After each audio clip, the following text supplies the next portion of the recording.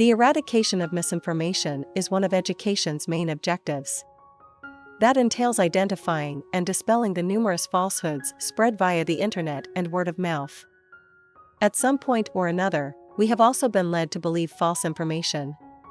If you think Einstein failed math as a child or that Napoleon was the smallest ruler ever, then we have some bad news for you. The truth is that when it comes to history, not many of us have our facts straight.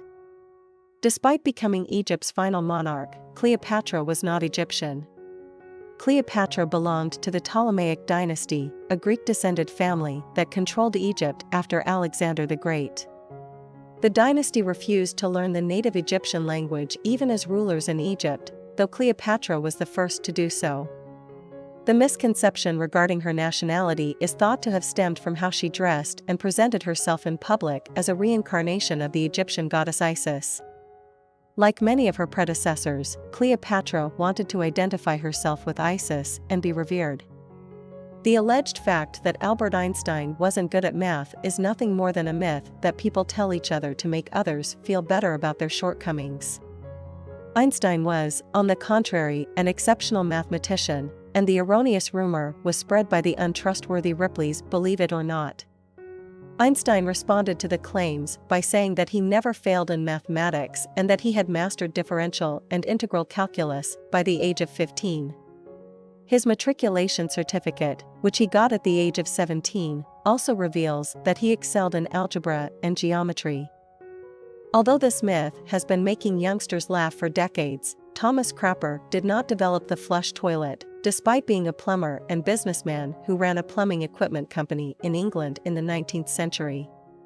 By the time Crapper began his plumbing apprenticeship as a kid in the 1840s, this wonderful innovation had already been completed.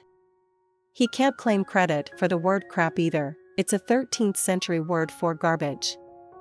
Napoleon Bonaparte wasn't as small as we are taught to believe, even though he was often described as having a little man complex. Napoleon was 5 feet 2 inches tall in pre-metric system French units, or about 5 feet 6 inches tall in modern measurement units. That was slightly taller than the average male height in France at the time, which was roughly 5 feet 5 inches. Napoleon was given the moniker Le Petit Corporal. However, it's thought that this was a term of affection among his soldiers. Contrary to popular belief, the Emancipation Proclamation did not free the slaves during the Civil War. It only pertained to Confederate states, and since the North lacked the authority to implement the proclamation, it failed to achieve what many people assume it did. Slavery also remained legal in the northern states, even if it became less common there. In the North, owning slaves was not prohibited, only purchasing and selling them were. In his book Confessions, Jean-Jacques Rousseau said that a great princess told the starving people of France, "Let them eat cake." There is no proof that Marie Antoinette ever said these words, despite popular belief. This phrase, or something similar, has also been ascribed to various other royals, including some ancient Chinese dynasties.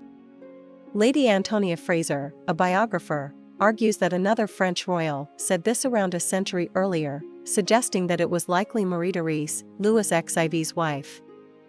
One of the most well-known anecdotes about the famed Impressionist painter Vincent van Gogh is that he severed his own ear and sent it to a French woman. This resulted in one of Van Gogh's most renowned paintings, which depicts him wearing a bandage over his ear. In 2009, 2 German art historians discovered a book called Pact of Silence in which Van Gogh's close friend and opponent Paul Gauguin confessed to severing Van Gogh's ear with a fencing rapier. Following this incident, both men resolved to remain silent about it. However, Gauguin later made up the tale about Van Gogh shipping his ear to a woman to make him appear insane. Amihai Mazar of the Hebrew University of Jerusalem has said that the Egyptian pyramids were not built by Jews. Mazar alleges that it was former Israeli Prime Minister Menachem Begin who made this claim during a 1977 visit to Egypt. Meanwhile, Dieter Wildung, a former director at Berlin's Egyptian Museum, dismissed the claim that the pyramids were built by slaves as the stuff of tabloids and Hollywood, saying that the world just could not accept the idea that the pyramids were simply built out of devotion to the pharaohs. Something that would probably make Benjamin Franklin roll over in his grave is the widely accepted fact that he wanted the turkey, not the bald eagle, to be the country's national bird. However, the only time he mentioned both bald eagles and turkeys together was in a letter he wrote to his daughter. In the letter, he talked about the Society of the Cincinnati, a military organization, and criticized their eagle seal for resembling a turkey rather than an eagle. Although he mentions not wanting the bald eagle to be the national bird, he never said he would rather have a turkey as the symbol of the country.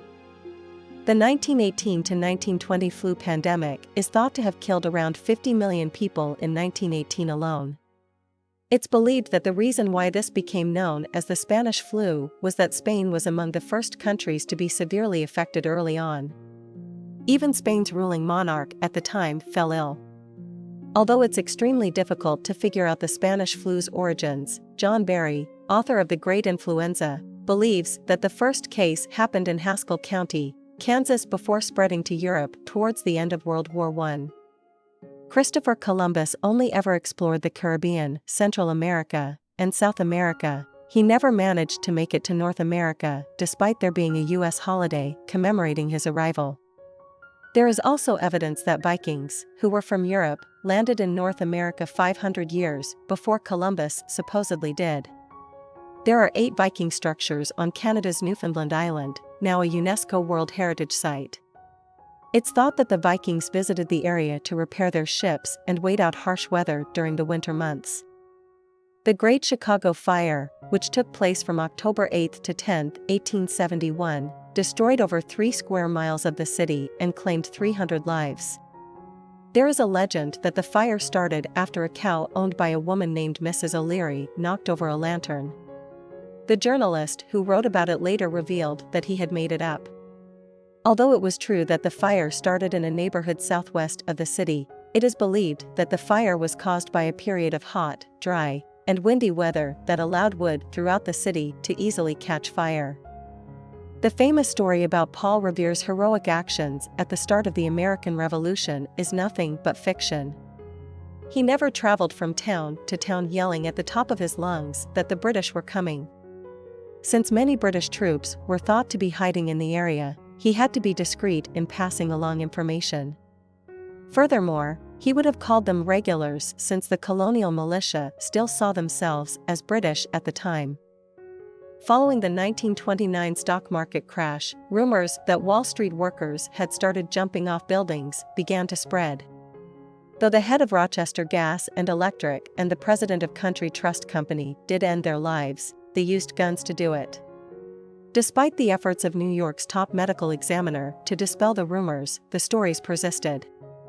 Comedians like Will Rogers helped spread the rumors, alleging that people had to wait in line to jump out of a window. Many people think that when Columbus discovered America in the 15th century, most people still thought that the Earth was flat and that his trip would end with him plunging off the edge of the planet. However, the belief that the Earth was flat had already been debunked by the ancient Greeks. What Columbus believed was that he could reach East Asia by sailing west from Europe. He called the native population Indians because he believed he had found the East Indies.